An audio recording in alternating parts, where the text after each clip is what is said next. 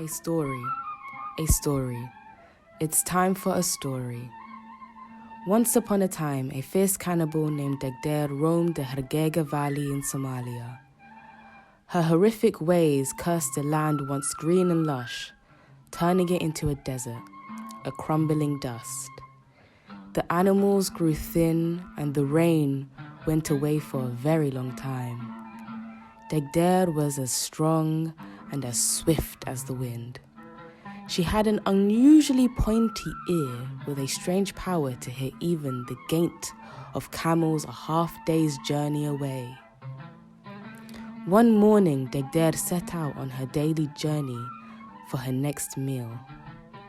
She rummaged anxiously through the steep hills, a hatchet in her hand and an empty sack on her back to bring home her finds.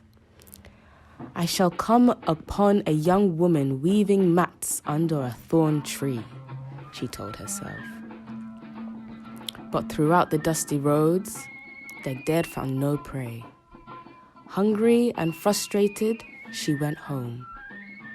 Deghdeer vowed to never return home empty-handed ever again. I will use my special powers to trap lonely travelers, decided Deghdeer. Don't tired souls need some water and a moment's rest?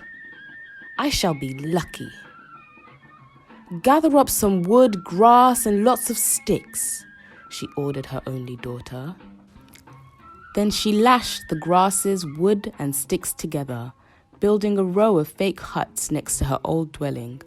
After that, she ordered Deghdeer, a large vessel in which she stored human flesh, to whistle if anyone touched it. I shall hear you wherever I might be, she said. Exhausted, Deghdeer drifted off to sleep, still hungry.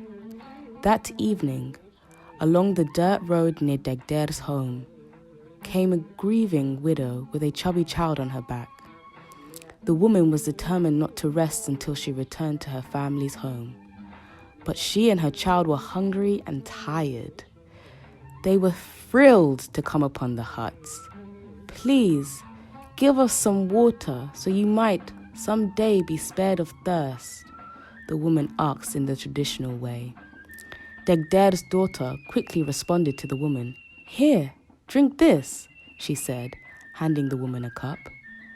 I will find you something to eat, but I must warn you, my mother is Deghdeer, and I fear she will harm you if she awakens, whispered Deghdeer's daughter. You must hide until she leaves for hunting tomorrow, and then get away fast.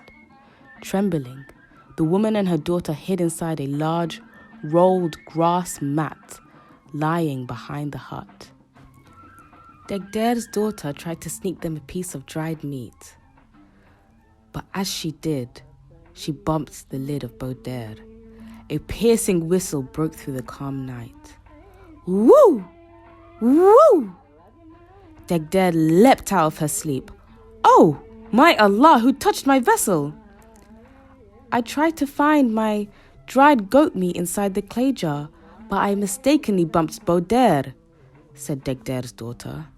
You are lying to me, Deghdeer said. She started to sniff and snuffle. Is that a little boy I smell? Do you smell the creases of my own fat, mother? Asked the daughter. I smell the flesh of a young woman, Deghdeer yelled, growling impatiently and angrily. It's my own flesh, mother, replied the daughter. Madly, Deghdeer kept sniffing under each hut. Under the mat, the woman and her child heard the shouting and the sniffing. They knew they would soon be discovered. Deghdeer's daughter ran to the edge of the mat and whispered, Run! The woman stood with the child on her back, trembling with fear. She could hardly move. She called upon Allah. May we please be spared of the troubles of Deghdeer? With her prayers came the courage to run.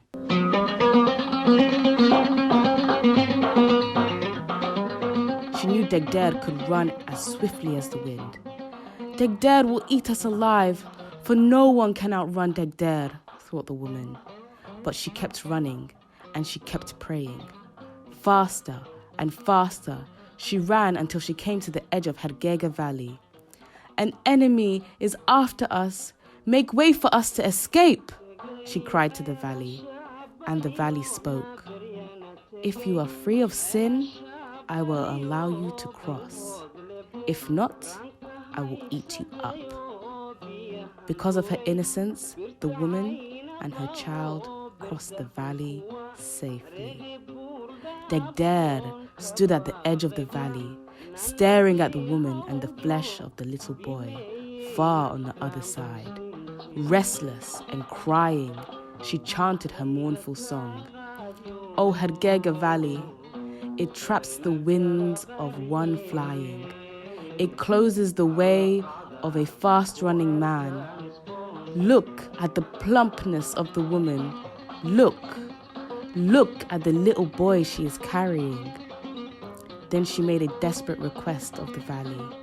Make way for me too, for I am after a chubby child and a woman who is tantalizing my appetite. If you are free of sin, I will allow you to cross. If not, I will eat you up, responded the valley. Deghdeer attempted to cross, but as soon as she set foot at the edge, her flood of sins filled the valley and she was swallowed up. At last, the valley returned to Hargeisa. The horn bushes, the tall grasses grew green and lush. The animals grew plump and produced ample milk. Chanting and singing filled the air. Deghdeer is dead. The land has peace.